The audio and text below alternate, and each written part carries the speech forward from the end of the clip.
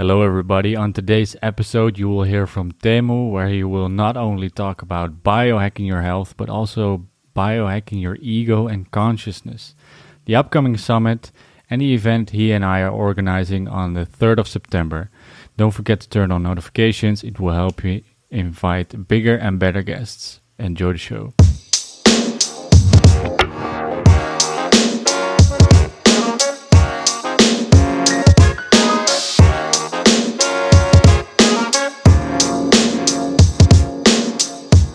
Teemu, welcome to the Frijters Show. It's an honor. I've been into biohacking for a while now, and you seem to be like the number one biohacker wizard in this industry.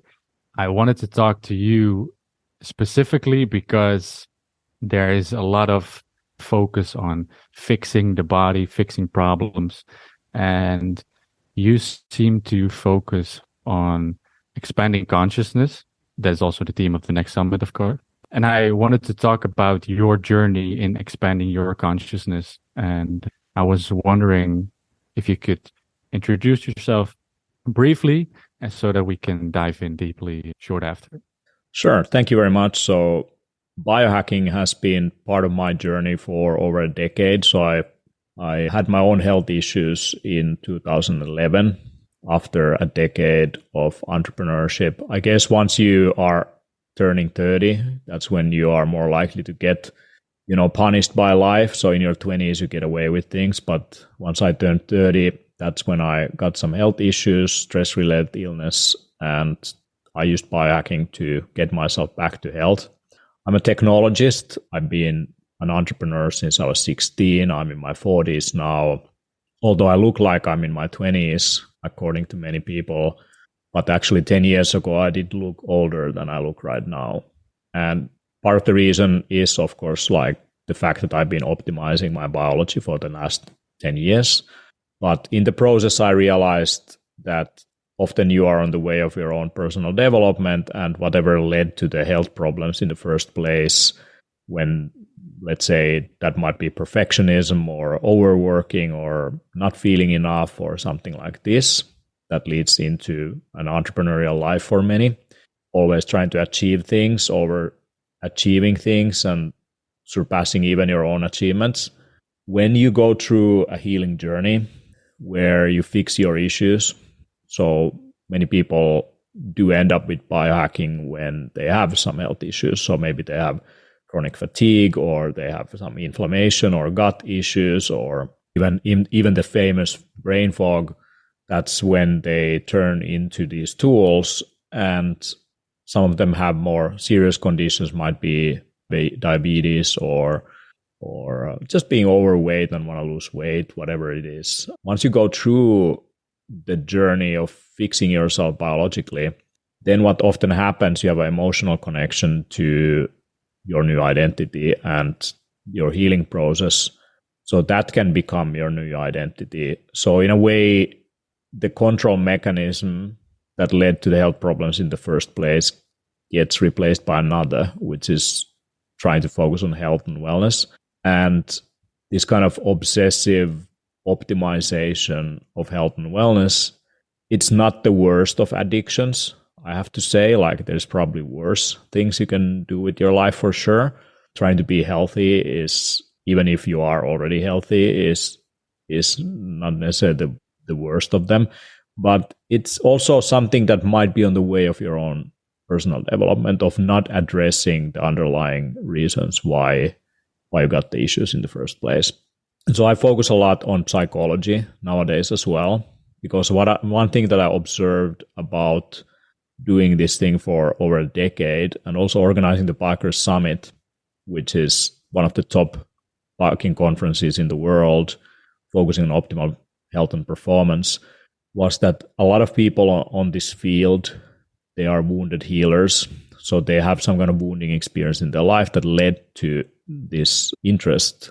And there's a lot of beautiful things that can come out of that kind of transformation. But I also noticed that these wounded healers, like, there's an underlying pattern that connects them in some ways.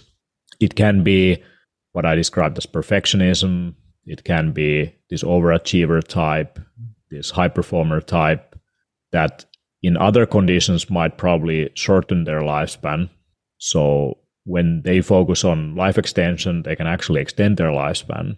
But it's kind of freaks of nature in some way. Like these are often neurologically not typical people who go on this kind of path. And if you look at the figures who are leading this industry, they also have this wounded healer archetype, and they went through some personal issues that led to this lifestyle in the first place. And because they are extremists and they do everything at max, they become the role models of this whole thing. And it mirrors a lot our society, which is now driven by amateurs. Like if you want visibility, views, followers, listeners, whatever, you have to be a bit of a freak and very focused on whatever you do. So if it's a specific diet, let's say you're vegan or you're carnivore or you're keto, you have to be like full on that. Like if you are like just a little bit, no one's going to be interested. But if you're like full on keto Mike, like people are going to follow you. Or you are the organ supplement guy, or you are the ice bath guy, or you are this or that. Like we can all recognize these like characters in a sense. To me, these are almost like circus animals that people come to watch online in like nicely contained cages. And they actually created that cage for themselves. It's their own creation in a sense. Like they started with that with enthusiasm, and it became an identity, and then it became a lifestyle, then it became work.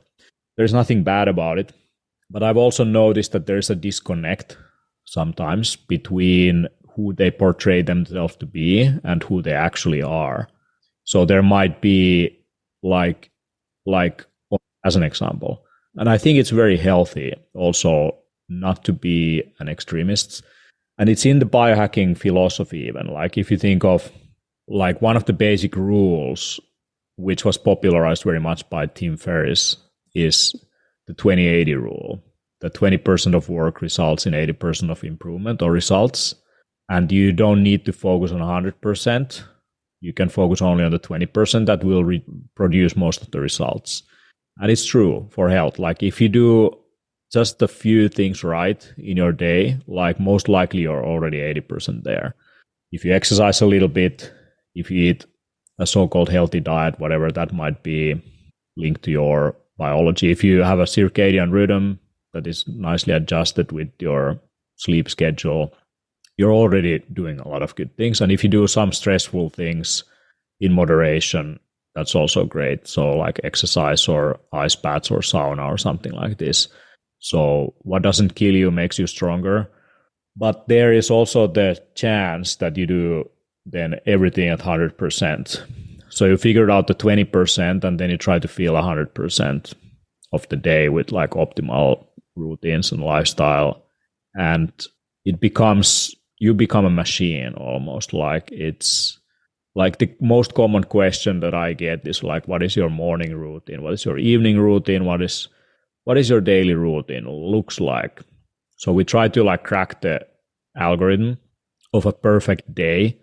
And in a sense, you can try to achieve that, but there is no such thing as a perfect day.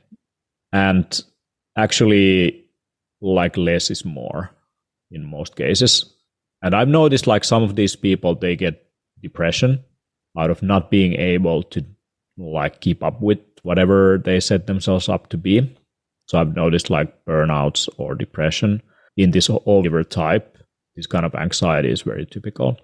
Also, I've noticed in some cases a collapse of not just being able to be that person anymore and just like shifting gears, identity, going to a new industry, like just like realizing biking was not like for me kind of thing. And so, yeah, I mean, some people do keep up with it, but like when they do, like I see there's a lot of like cluster B personality type in it, meaning narcissism or psychopathy or even borderline behaviors. So a lot of mental illness is connected to this kind of obsessive like behaviors, and also to lack of impulse control to some extent. But in a sense, when you create this kind of avatar or character of yourself and that becomes an identity. Like either you try to become, this thing that you created, and actually which is amplified by your audience also. So the moment you start to get followers and likes, you get positive reinforcement from the network, that kind of becomes a source of dopamine, and you're a dopamine addict of like attention then, or like whatever your Oura ring is going to tell you in the morning. So you seek gratification from external sources, like you're not really happy inside and content, but you're like just like trying to control your environment. And that's also one of the definitions of biohacking, that biohacking is about optimizing the environment outside and inside of you. I would say not optimizing, but controlling. You're controlling the environment inside and outside of you so that you can live your best life, in a sense, to perform better, to get more done, to be more healthy. So the whole preset and pretext for this is highly beneficial. And potentially we will like discover methods and tools through which we can live longer. But life expectancy is still at 120 max. To live a centurion, you have to be extremely lucky. It's not fully dictated by lifestyle, as we noticed from researching centurions. You can like live perfectly healthy lifestyle and get cancer also. So there is like statistical relevance to these things, of course. Like if you do take care of yourself, you will obviously have higher chance of living longer. But the claims that you're gonna like live 120 or 180 or over 200 or something, it's just not founded on anything at the moment. But like belief that exponential technologies, AI, whatever, is going to take care of whatever obstacles you might have in your health on your journey. But it's very interesting to me. And in the end, I think we all need to go through like different cycles. Like personally, for me, the first decade was about the mind, like learning about the world and like becoming an expert on many things and like building a career on it, becoming a professional speaker also. And maybe the next decade of that was the decade that was focused on the body. So that was biohacking, pretty much, like realizing that I also need a well-functioning biology to do my work. And once you are there, I've noticed that it opens up possibilities for wider contemplation of meaning. And that's maybe we can describe it as the spirit or the soul level, depending on where you come from, or purpose. Like, why do you optimize yourself? Why do you learn all these things? Why do you perfect like aspects? Like, for what reason are you doing this? Like, are you doing it for your own grandiose personal needs to feel better? Or are you doing this like for something that is impactful for the humanity? Like, is it like through the work that you do? Like, what is the legacy you're leaving, in a sense? And like how that is connected to everything else that is going on, in a sense. So for me, it has been this realization that health is wealth. When you live longer, eventually we all are going to die. And we work, kind of the paradox is that we work all our life to get all this wealth, and then we spend all that wealth to get back our health. That's what most people go through, like with medical bills, for example. It's very expensive to stay alive long. And in the end, the question is that, like, if you can be less of a burden to the medical system, in a sense, by taking good care of yourself, how would you reinvest that extra time, productivity, capability, and all of that? So that's kind of key here. And I think there has been many different approaches to this, like from yoga to meditation, like Zen Buddhist techniques, to like even like modern athletes and king now, like as a way of like pushing the boundaries of the body and the mind, so you can focus on like bigger questions, in a sense. And that's what I personally try to do with my attention and time and impact. Is like how can I like leave a mark that is not me, in a sense. Like it's kind of like how I'm helping a bigger change to happen in a sense in the way how we perceive health and our role in this whole thing. But it's very hard because it's like most people who are in the biggest need for this kind of stuff, they couldn't care less. And that's what the medical system is dealing with every day, is people who like think that you live only once kind of thing, and life enjoyment comes from addictions and self-destructive behaviors in some cases. And it's all fine. Like, I mean, it's the 20/80 rule, right? Like drinking alcohol is not bad on its own. If you're a fundamentalist, you think that alcohol, even a drop, will kill you. But like our biology has adapted through centuries to process fermented foods that we have been picking up from the ground. Our livers have glutathione. Like we can deal with environmental toxins just fine. And it's actually sometimes beneficial to be challenged a little bit. But in the end, it's the behavior. Like even things like grains have been demonized as like the worst thing ever, like gluten. And often people have got issues to wheat products. It's not the gluten, it's the gliadin, actually, as an example. So there is a lot of fundamentalist thinking about this. But the whole point is that the dose makes the poison, in a sense. The amount is key here. Like, I don't think a burger will kill you, but if you do eat every single day, that might have some effects, depending on what kind of burger that is.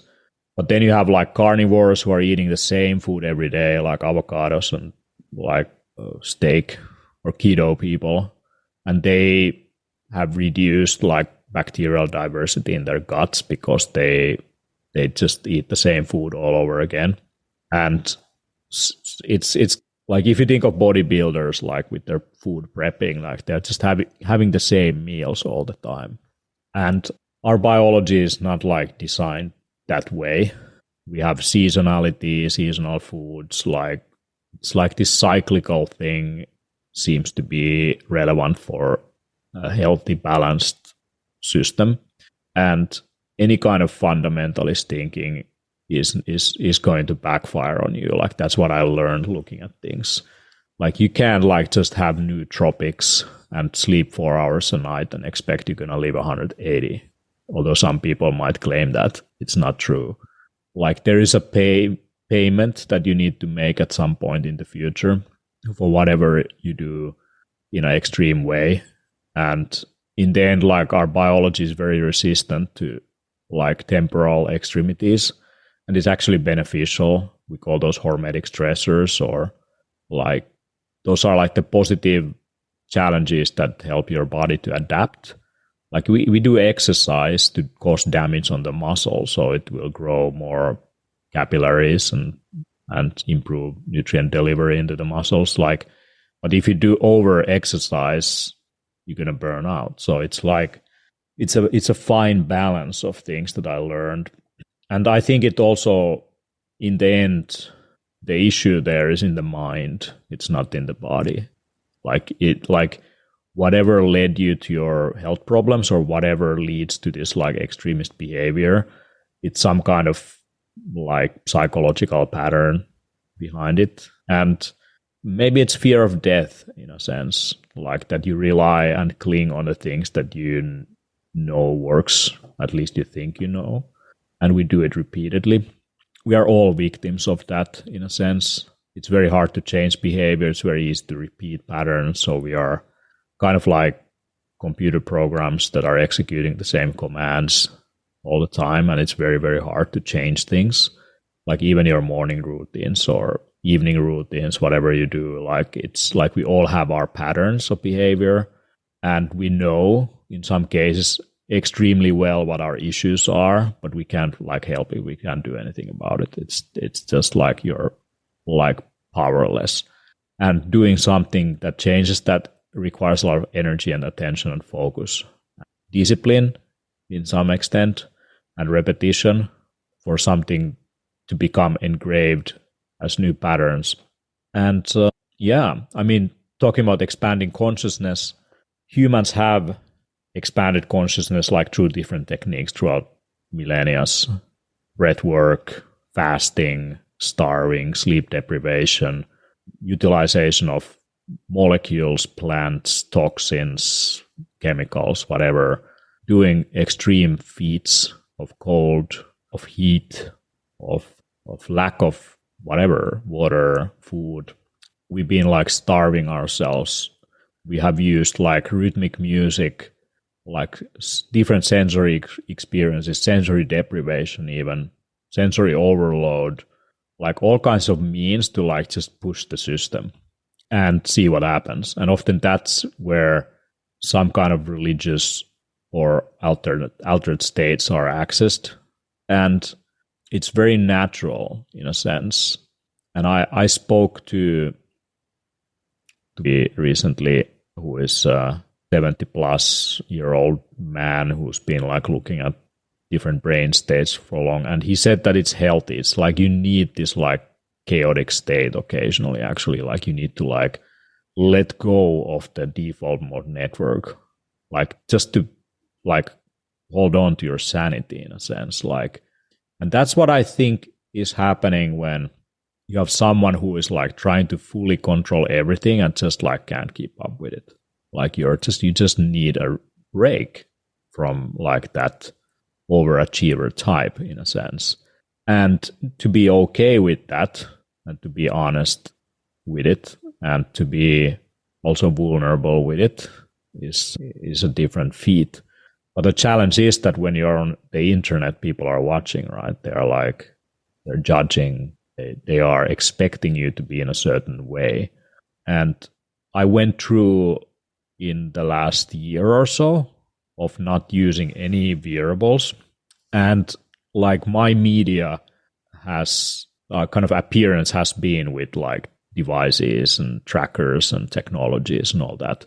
And it's been very liberating to me to realize that I don't need some of these things actually on a daily basis. It saves a lot of time, but it also shows to me like I learned already what they have to offer in a sense. So like I've derived knowledge from there that helps me to like even something like knowing my heart rate without looking at what it is right now, knowing my stress levels without knowing my heart rate variability, like knowing my recovery, knowing my sleep quality without looking at the data. Like how do you learn that? By looking at the data, obviously. Like once you've been observing that for a decade, you don't need any of this stuff. Like when you speak to athletes, they know what heart rate zones they are. They don't need a heart rate monitor to tell them that. So that's the learning that comes out of it. And then you can let go of some of these things.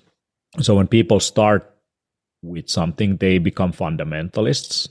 Daily routines like meal plans, how many calories, how many grams of this and that.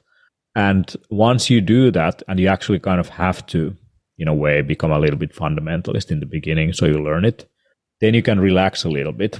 Some people can't let go of that. Some people cling on it, trying to squeeze even more like results, but maybe there is like diminished returns. So like in a way, it's kind of like wisdom that develops. It's like in martial arts, like in the beginning, you have to learn the forms and you have like very rigid techniques that you practice. And once you are good enough, you can start to improvise and you don't need to like, you can take shortcuts in a sense. And I think that's also what biohacking is ideally. It's like, you know, your every day is going to be different. You don't have one routine. Like you can, like depending on what your day is going to look like, you have strategies, you have tools, you have techniques, you can use them, and you don't need to like run them rigidly like a computer program. So in some periods of time, you better meditate more. On some periods, you know, you better focus on like physical exercise. On some periods, it's better to just not do anything. And it's like being able to tune into what your body needs and also like what the environment like is responsive to, and what you are responsive to is kind of like gathering this kind of inner wisdom of Like you have these tools, then you can use them, but you don't have to use so much energy anymore on all of it, in a sense. So it's kind of like in martial arts, I practiced Aikido, and in Aikido it was developed by Morihei Ueshiba, who learned all the like samurai and weapon arts. And in the end of his life, he developed this art, which is empty-handed, so there's no weapon in it, but you can kind of see it still there. But he saw that as a more advanced technique, more advanced level, is the empty-handed. So that's kind of the idea here. Like when you have your Oura ring and your wearable and your supplements and all of that, like at what point can you say that, like, I don't need that?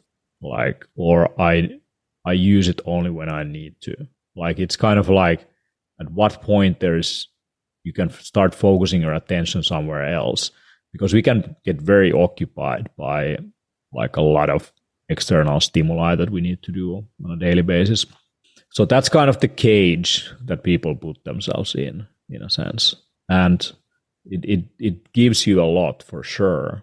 But I see now some people in the industry also turning a little bit against the optimized life.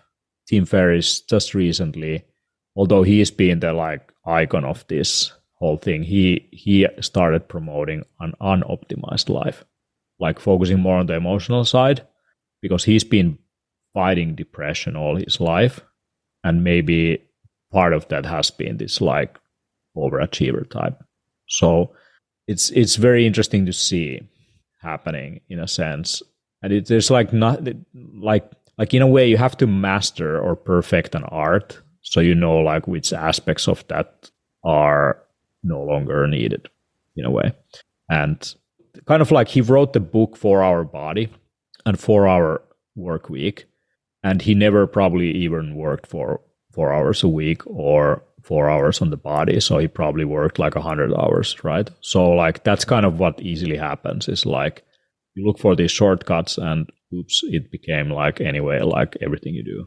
So that's interesting what you described there, and I love the similarities with mixed martial arts as well. I'm a big fan of mixed martial arts, especially the philosophy behind it. And what I hear from your story is that you perfected the jabs, the cross, whatever movements you had to practice, and that you can now do it based on your intuition, just like the champions in mixed martial arts do. So basically, you are a big martial artist in biohacking. Right. So you have to build your own art in a way. Like this is art and science of optimizing, your biology and health. What biohacking is, it's art, not just science. So what is the art? It's like you have to make it your own in a sense. Like you like try different things and you learn different things and you have different idols, but you don't need to become your idols. And that's the problem. You need to become you. A lot of people, they try to be something else than themselves. Like they try to be someone else in a way. And that's kind of what is very easily happens in social media, because we have mirror cells and we imitate, we learn through imitation. So we start to do the same things like our role models do. And, there's different things like almost like blue light blocking glasses and like fat-based bulletproof type of coffee like becomes almost like a gang sign that you like signal to others that, hey, I'm part of this tribe. And it's fine. But like, why don't you just like break the rigid like framework and try to figure out your own way? And that's kind of the breakthrough that I love to see more. And like that brings more diversity and uniqueness. And because in the end, nothing is unique. Like everything is some type of imitation or repurposing ideas or recombining ideas. I just met like a couple of days ago online this guy he's a surgeon, and he realized that people who come to plastic surgery, they go through like a massive transformation of their identity, like their body basically changes like in an instant. So he needs to prepare them psychologically to that. So he's combining now plant medicines with surgery. So wow. He's running them through like legal uses of to prepare them to this new image that they're going to be, and then like turning the whole experience into a ceremony. And they use ketamine as a anesthetic, so like that's also one of those disassociative things that can be amplified the whole experience with like, so basically the whole surgery is not like a traditional surgery at all. So I find it very interesting, like when people start to like take some things that they used themselves and like or experienced, and then incorporate that into their craft and make something super unique out of it. That's cool. And that's what I want to also do in Amsterdam. So expanding consciousness is to celebrate. It's this whole thing, all these potentials of expanding consciousness and see what comes out of it. We have a 16th generation samurai from Japan on stage with a Peru shaman, and then maybe a professor who's done human studies on these things. So you have like the different schools or modalities or traditions or belief systems or techniques having a conversation about this. And the conference on its own is not like just presentations. It's like a festival. It's an experience. So there's a lot of focus on the experience side of things. If listening to presentations is not your thing, we have a experiential space, which is an hour. If you want to hang out with other people, we have cool artistic spaces to do that in. And we have artists also who like amplify the environment who are also like in their craft exploring expanded consciousness in different forms and ways. So I always find it very interesting when I organize these events, like what kind of people show up and what comes out. And we always want to focus on something that has not been said in some ways. And in biohacking, a lot of things have been said about like how to optimize your routines. So last year in Amsterdam, we focused on the psychology a little bit. The theme was Hack the Ego. And this year, the expanding consciousness thing is kind of a continuation of that. And I see that there's this increasing need for meaning in people. Like there's this conscious community even that is entering biohacking. So a lot of people go to retreats. They go to like different type of ceremonies or experiences. Could be breath work, could be plant medicines, could be meditation, yoga, sensory deprivation, isolation, vipassana, whatever, like dark rooms, like all kinds of things that people do. And so it's fascinating to me what the kind of underlying currents or trends are. But I think what's going on there is like we are a little bit disconnected of purpose or meaning in some form. Like maybe a couple of centuries ago, it was easier to go to a church and like be part of that kind of community. But now it's kind of like, oh, that's not really a well aligned anymore. So like I see people are now replacing that with AI. So there's like AI religion almost like emerging now. The belief that machines will know better than we, like what should we do?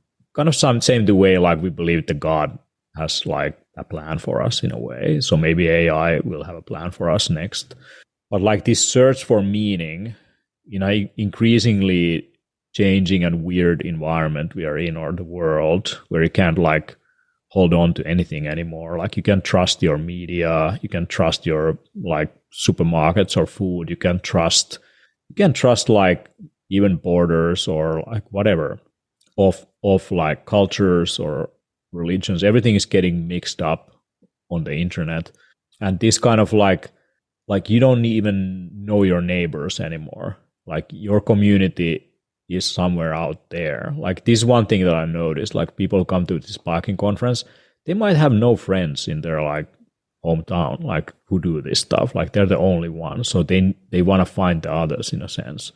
And there's a lot of these kind of sub communities and tribes in the internet that gather around different topics. And that's how you find the others. And you want to meet them for sure. That's what it serves. And like this kind of like searching in a way, like searching like some kind of like purpose for things is like it's like creating these avenues or gathering points for people to like express themselves. And now like we go into the past. We don't like we almost romanticize indigenous people, ancient techniques. Like in diets, it was the paleo diet. Like what did a Paleolithic man eat? How did they live? Like living like a caveman. Like it's kind of like as if in the past we knew better than now how to conduct our lives. So we go into the past, into the aboriginals or indigenous people, and we try to imitate what they did. It's smart because we have definitely lost our connection to something, nature primarily, and this like unnatural environment we are in, void of spirits and God in a sense, is what leads people to search for like some higher meaning for whatever they do. And yeah, like I like to talk about that also. Like I think it's an interesting topic to have and timely and needed, and shine some light in it, because I also see that in the conscious community there's a lot of bypassing going on. We can call it spiritual bypassing. With psychedelics, it can be psychedelic bypassing. So believing that like these things that are on the outside are somehow the cure or some kind of like access to something. And while it's all along inside of you in a sense, it's cliche, but that's how it is. So we search for things from the outside, and in the end we realize we need to change from the inside. And like it's no external factor that's gonna like suddenly give you like the solutions.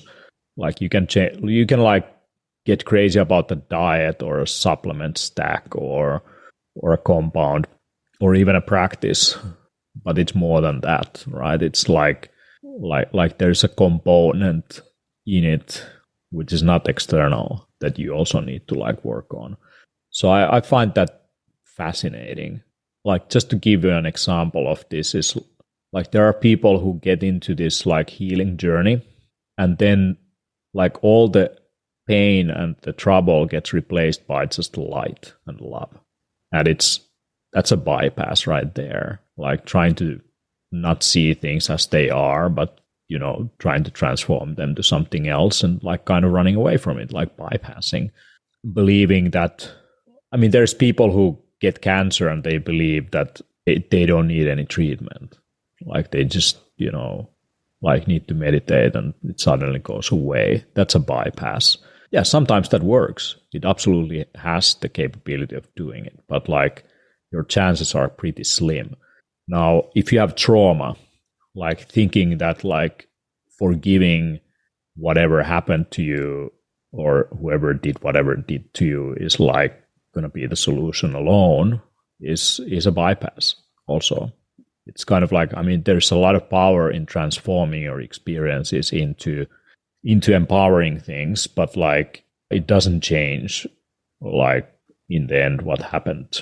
So there, for example, there's advice, like if you have difficulty to talk to someone, like talk to a therapist, talk to a friend, talk to whoever. But what you're doing, you are strengthening the networks related to those experiences actually.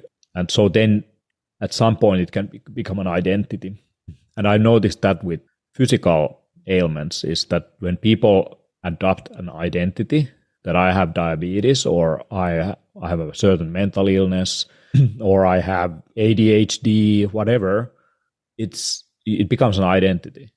It's like it's part of you. Like, and the healing from that is actually to let go of it. That you realize that you don't need to be anymore the one who has attention problems or the one who has like metabolic issues or whatever. Like it's part of the healing is to let go of the identity of the sick person. And by reading on it and dwelling on it and going from one healing session to another and like having this feeling of like shedding layers and layers, but never really like getting to the core of it, it's kind of, we create our own illusions in a sense. And yeah, it doesn't mean you shouldn't work on it. You definitely should.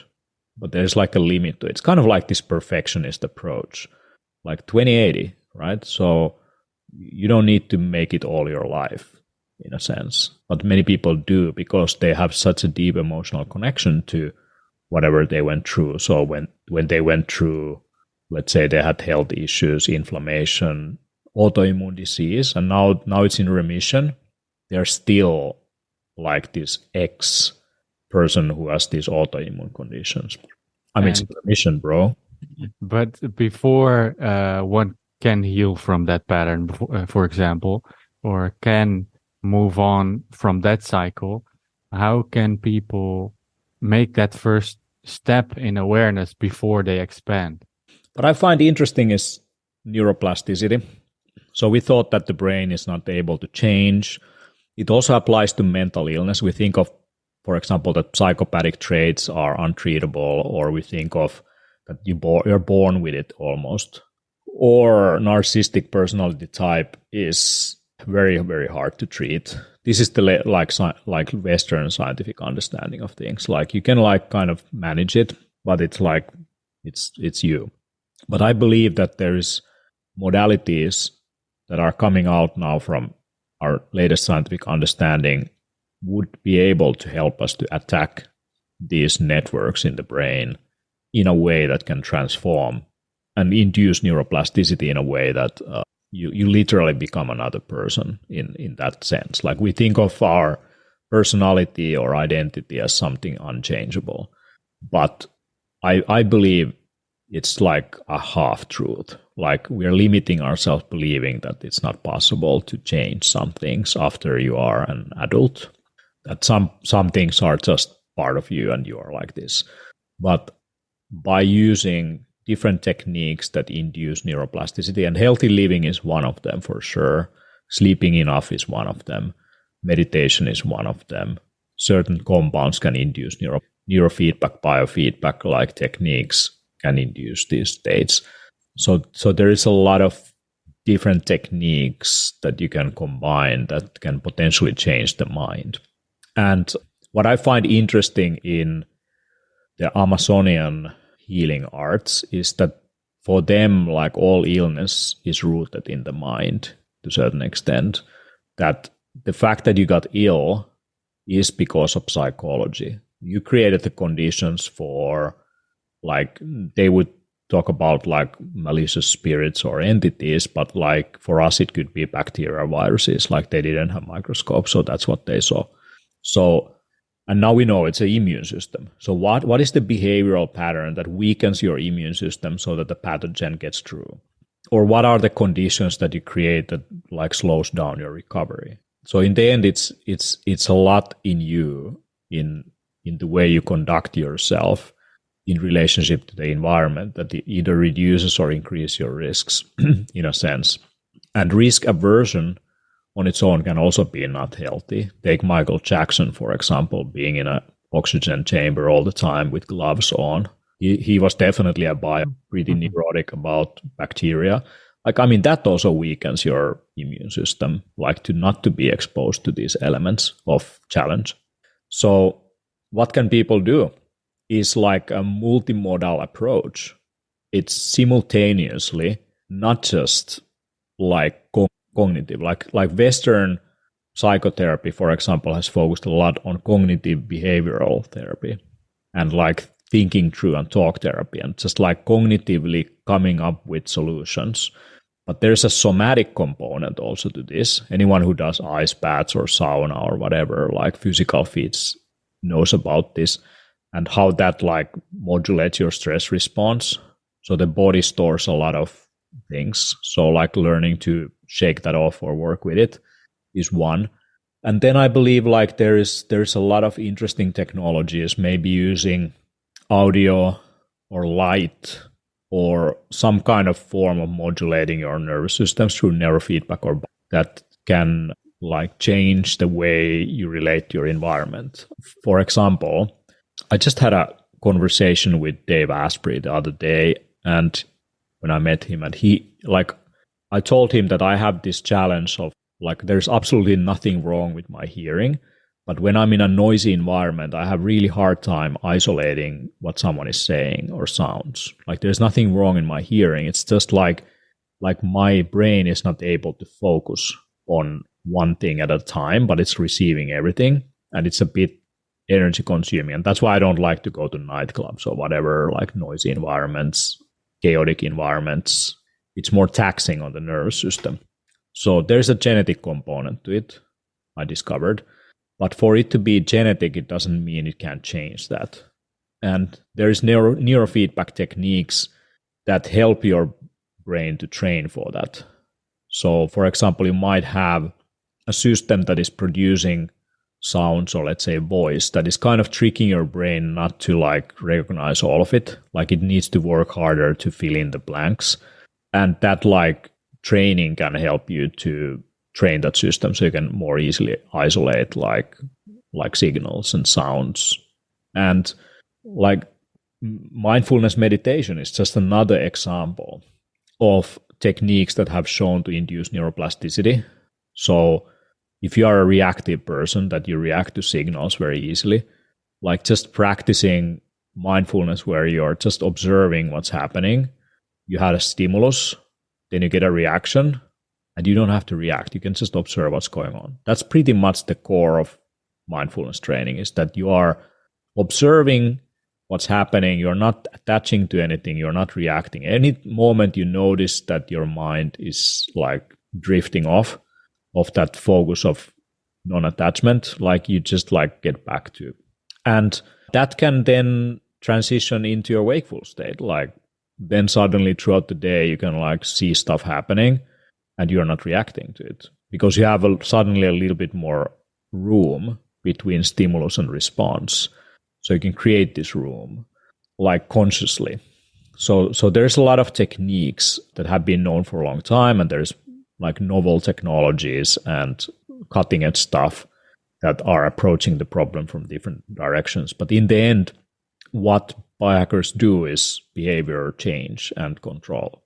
You change your behavior, which is super hard, and then you induce beneficial patterns or routines that hopefully are good for you in the long term and not turn into pathological addictions. But in the end, like that's pretty much like what's going on there. And the dance between the two, the modulation between changing networks of thought and behaviors and then like inducing routines in those, like that's kind of how you develop an algorithm for your day or life in a sense. And there is no one perfect approach, right? So there's always options and there's always decades in your life and there's like contextual things that influence how you do things. Like imagine being at home versus being on the road. You probably have different routines, right? And it's actually very healthy to do things occasionally differently and to be open for it. So yeah, like I don't have a clear answer to this, but I believe this is an important conversation to have and to recognize the problems in the overachiever type, that it goes into the extreme, recognizing the what is the fundamental things that people actually try to do when they try to change something, why they do it, and how they can achieve that in the most effective way. Because if you think of trauma, that's like the challenge with that is that, so if you have a physical trauma, you are in a car accident, it's very different from a psychological trauma. In a psychological trauma, you are re-experiencing the same patterns repeatedly. So what happened to you, trauma is not really what happened to you. It's your response to those events, which keeps on repeating. That's a trauma, basically. So you like, maybe you overreact to other people or signals in a exaggerated way, and that's a sign of like some issues you haven't worked on. So when someone goes through that, they are not really reacting to what you do or what is happening. They are reacting to something that happened to them like decades ago. And sometimes it's stuff that happened not to them, but to their parents or grandparents that is then passed on to them as behavioral patterns. And like becoming aware of that is often the first step. Like when you increase your awareness that, hey, I have this thing going on here, that's already like, there is this like awareness of it. It's almost like you're giving a presentation or you're speaking and you notice that you use a lot of filler words, using like words.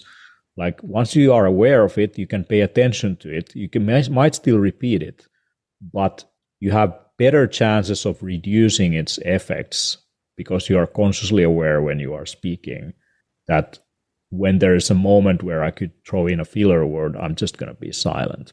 And it's kind of like that, how you like become aware of patterns in your life and you can consciously be aware of their effects. And you can, it's like an onion, like you can just shed it layer by layer. No one's going to be perfect on the first go, but the awareness of it is the first step. Then there's the willingness and the intention to change something. And then there's the techniques and tools you use. And once you change those things to be aware of the shadow of it all, did you induce just another layer of rigidity into your behaviors, or are you flexible? So like there's a lot of details into it. Interesting. And I find it a very different approach to biohacking that the industry already gives, because the whole industry is mostly, from what I am seeing, about curing, about fixing the outside layers. And I feel like you're giving it a whole new perspective, or to go inside and cure it from there. Yeah, like there's a lot of focus on the mastery of things, right?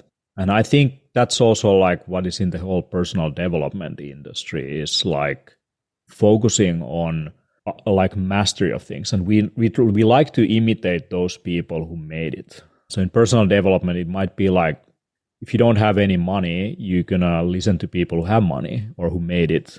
And ideally, they had nothing before they made it, right? So it's kind of like you need to relate to these people in some way.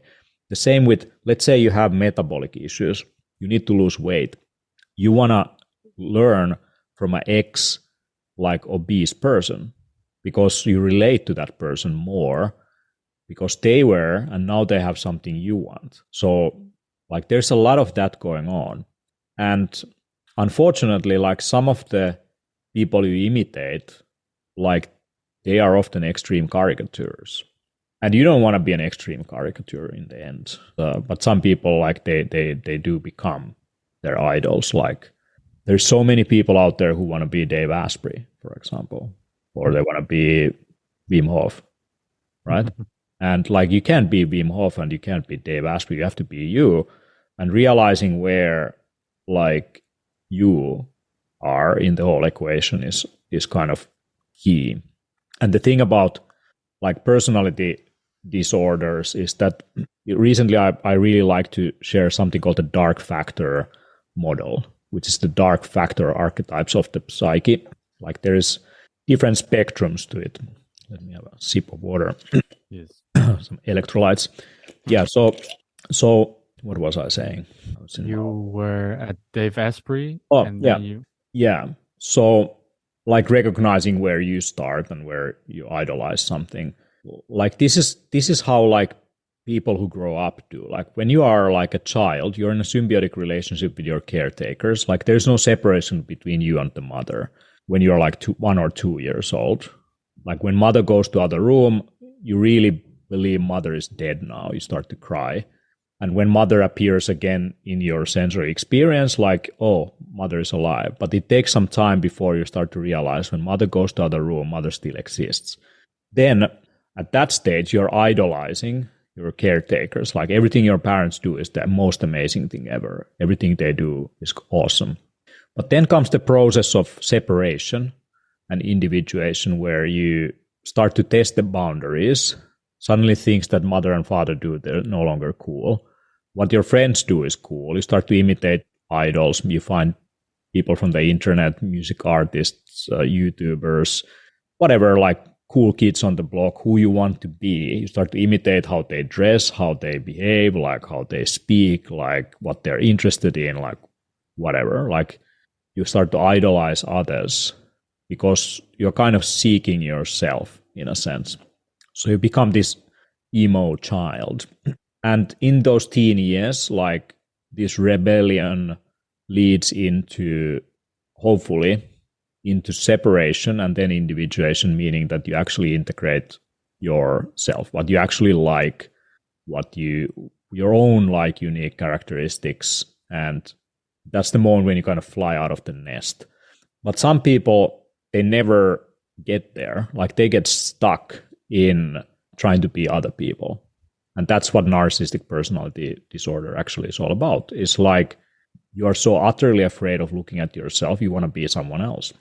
So someone else is all the things you see in others that you crave for. And you try to like create this character that integrates all of those aspects. And the emotional insecurity leads into like grandiose behaviors and like pushing others down and elevating yourself up and like trying to enforce that illusion, like trying to get validation for it from external sources. And we all have these aspects to some extent, and we can like show these aspects in certain situations, like especially relationships can bring up like these kind of childhood behaviors a lot. So then you see what you need to work on in a sense. And to me, realizing that you're in that kind of loop might also be beneficial. Recognizing the narcissistic characteristics in you or psychopathic characteristics also. We tend to think also very often that other people are like psychotic, but you are not. Like, but we all are capable for even at least temporarily on psychopathic behaviors, which is very often goal-oriented and self-serving. And I think a lot of biohacking can be very self-serving and very goal-oriented.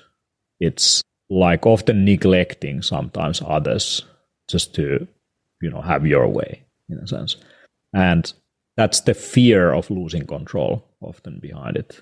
So you need to like control things in a sense. It can be very hard to like just let go of some of the control aspects or mechanisms.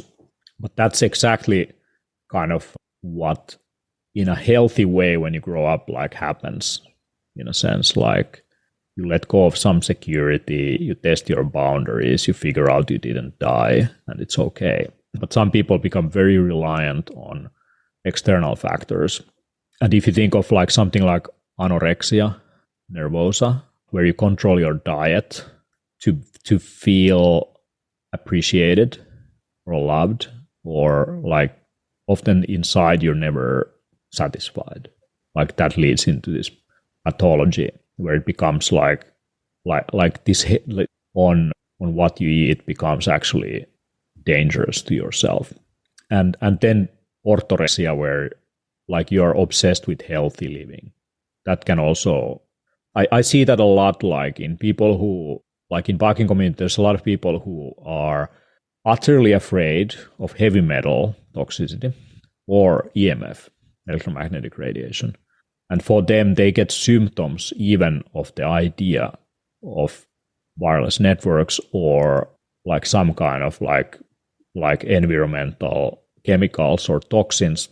And it's in some cases, yes, it's true. Like if you have been like, or molds even, like some people who have been exposed to moldy environments, their immune systems do definitely overreact even to the smallest amount. So they become utterly afraid of having any kind of mold anywhere. And interestingly enough, there is this like a nocebo effect. So not a placebo with kind of beneficial physiological effects, but a negative like psychological effect. And this has been shown even with these wearables. Like if you have an activity tracker that tells your sleep score, and if I rig that system, that if you sleep really well, I tell you slept poorly. And if you slept really poorly, I will tell you that you slept really well. It will affect your cognitive test results. Just this like belief that even though you slept well and it goes against your intuition, you are being told that you haven't slept well, you haven't recovered, you start to show effects of sleep deprivation in your daily life. It's crazy how the psychology can influence this. And there's this whole observer effect. When someone is observing something, you're changing the system in a sense. So when you're like overly focused on what kind of data you're getting for that to need to be perfect, like you're kind of like digging your own grave right there. And it's quite fascinating how these things can influence us. But it actually requires certain personality. Like there's studies on suggestibility, and about 30% of the population, 20% of the population are highly suggestible. If you put them in a meditation, you say, now you see, white light, it's coming from the top of your crown chakra, blah, blah, blah. You have all this sensory experience. That person will like totally see that. If you like, and some people, they are utterly resistant to these effects. Like you tell them stuff and they just can't see it. They can feel it. They can't hear it. And then there's 60% something like Gaussian distribution, which is somewhere in between. They feel a little bit of that. The ones who are highly suggestible, they can have kind of like out of this kind of lifestyle, it can like make them more sick or like super healthy, depending of like how it goes in a sense. Like they can definitely, because they can embody that so well that they actually have a physiological response. But the detriment of that might be like even the idea of gluten will cause allergic reactions, like in a sense. So if you believe gluten is bad for you, like it can actually cause an allergic reaction to even being told that some food had gluten in it, even though it didn't. So you can suggest yourself then into positive or negative outcomes also. So what I want to say here is that there's a huge psychological component to this whole personal development and health optimization. What I've experienced is like the people who go full on it, like almost neurotically, like they have like some traits or aspects that they share in common with others who do it very well in a sense. Kind of like the kind of people like Tim Ferriss or Dave Asprey, and like I think they share something similar in a sense, like this overachiever type.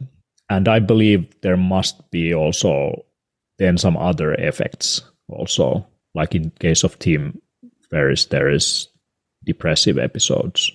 Maybe can be one. Like I have worked closely with people who have like periods of overachiever type and then periods of like underachiever type, for example. And it comes like, I mean, they suffer a little bit of the manic phases and then the depressive phases because it's like two drastic changes, like swings between the two. And I believe like all of us like need that to some extent. We need like periods of high productivity and focus and periods of like just procrastination and not getting anything done kind of thing. And trying to be like this superhero who kicks ass all the time. And I mean, it's very romanticized and awesome, but I think it needs to be evaluated critically. Like, is it really balanced? Like, can you really like live to the max constantly? Like, does it make any sense? Does it provide happiness? Really providing the results you seek? Maybe. I find it so fascinating how you shine your light on all the important factors as psychologically, but also expanding the consciousness, and that it's all intertwined together, and that we should not stress, no pun intended, it too much as well. When we went to the summit last time, there was such an interesting experience because people I spoke there as well, because they were together with all of the guests, and because of the topics you shined your light on, there was some kind of perspective switch on how they perceive their own health, but also how do you say that? It became less of a a performance. And I think that is highly influenced by what you try to achieve with the summit. And also what you said earlier, when people get together, my close circle is not into biohacking. It's some sort of a weird hobby. And I think you provide not only in this conversation, but also at the summit and everything you do around that is some sort of space where people can be seen and Yeah, have, can be themselves and they can find the others, the similarity. Like we need that so much. Like we need to feel we belong to something. And it's a very primal need. yeah. Yeah. And combine that with the perspective you're promoting is, I think that's a beautiful combination. Yeah, like the whole, I mean, what you just described, it was a very intentional priming. Because what I really value now in people is authenticity. That they can like show vulnerability and like talk about their weaknesses or problems more openly. Like that's requires a lot of courage. I don't remember who said it, but it's basically that in times of deceit, telling the truth is a revolutionary act. And that's kind of like that, like, because everyone else tries to be this Superman or woman or hero or whatever. Like, think of the working life. Everyone has like CVs and tries to like portray mastery around them and be liked and get all the work they, deserve and attention. It's kind of like this competition constantly who's the top dog in a way. And there's a lot of insecurity in it. Like people don't feel enough. They compare themselves to others and they try to portray themselves in the best possible light. That's called the narrative identity in a sense. And it's fine. But when I'm in a conference, like having a conversation with someone who is like able to like let some of those layers down a little bit and like just show themselves as they are, that's cool to me. Like I remember I was in a biohacking conference in 2018. That was probably in Latvia. And there was like all these cool biohackers around Europe. And then we went as a group like on a dinner, like just, book some nice restaurant. We went there. And there's like everyone orders, of course, the typical biohacking thing, like I want a steak and with some broccoli, whatever. And then there is like a surprise from the kitchen, which is like they place like a huge sheet of paper on the table. And then this guy starts to paint this paper with different like gravies and sauces and all that, like makes this art piece in front of us, like 10 people of us around the table. And then he makes this whole act out of it. And then everyone is like, okay, awesome. What's going to happen next? So the next thing is like there's a huge basket of white bread that is thrown in the middle of the table. And then the guy is like, after the performance, like you're supposed to like take a piece of bread and like take some gravy and, enjoy this whole thing. And when the waitress leaves, like there's like this silence of probably 60 seconds. Like everyone's looking at the basket of bread. You're in a biohacking conference. You're not supposed to eat bread. And then like someone just reaches out like, oh, fuck it. Like it's just a hormetic stressor. So like turning that into a bypass where, yeah, it's just like beneficial stress. Like we can occasionally enjoy that. And everyone had a piece of it. But in the end, like the fact that you have like all these people who pretend to be superheroes who never have gluten, like are having a piece of bread together was a fun moment to me, at least. Like it was like, okay, you're totally allowed to do that. Like you're not going to be stigmatized. And this guy from the kitchen put like a lot of effort in it. And so far, no one of us has actually celiac disease and is going to die doing this. Like it's fine. So this authenticity and flexibility in some situations it requires a lot of bravery if you are an extremist, like, and your identity like is attached to being an extremist. Your audience expects you to be this guy all the time. So I value that a lot. And that was just a simple example. But in the summit, for example, like my goal was to make sure that people are more operating from the heart and not from the mind, and they would like show up as they are and maybe more interested in each other and maybe share, like realize that, okay, you shine light into this facade you built for yourself, and then they're like, oh, it's a bit like I can't like act egoistic now. I can't like be this guy who is like, yeah, what do you do? Yeah, I do this and that. Like it's it's kind of like it just created a nice atmosphere, and it was like designed to do that way. Like we'll see what we do in Amsterdam this time, but it's, I think with the 1,700 people we had last time, it was wonderful. Very, very different than a typical conference where everyone is pitching something to everyone else. Yes, yeah, definitely. That's at least how I experienced it. But I spoke a lot of guests and speakers, and I think it was a unique experience. So let's do it again this year. What is the exact date in October?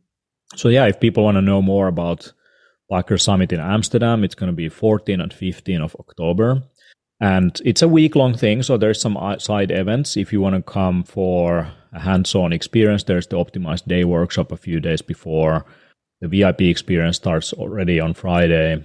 So this weekend, 14, 15, but 13th, there is an upgrade dinner, which is part of the VIP experience. And that's like, it's not really a dinner. It's more like a hands-on learning experience together with the other guests and in guidance of award-winning chefs and biohackers and biochemists. And then we got an awesome party, also probably the largest ecstatic dance party in the Netherlands ever.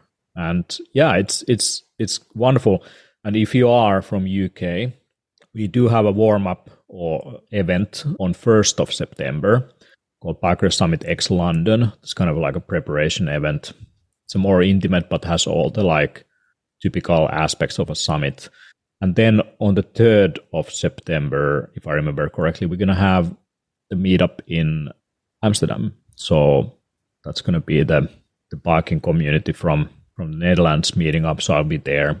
So there's a lot of cool stuff that people can do both in September and October if they can't wait. And if you can't do that, like we have plans next year. Not for Amsterdam, though. We have for Helsinki in June and for October in Tokyo in Japan. Very much looking forward to the Tokyo one. But next year is not going to be Amsterdam again. So if you want to do the Amsterdam thing, I recommend everyone to book their tickets. Now, the interest has been massive. Last year was so successful that we are expecting maybe a couple of thousand people. So it's going to be great. Impressive. I'm really looking forward to it. I enjoyed the conversation, the knowledge you shined upon our listeners today. And I'm looking forward to our meeting on the 3rd of September as well, Teemu. Thank you so much.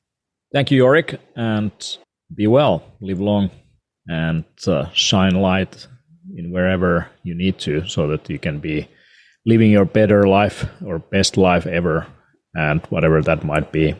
Yes, sir. Thank you. Until next time.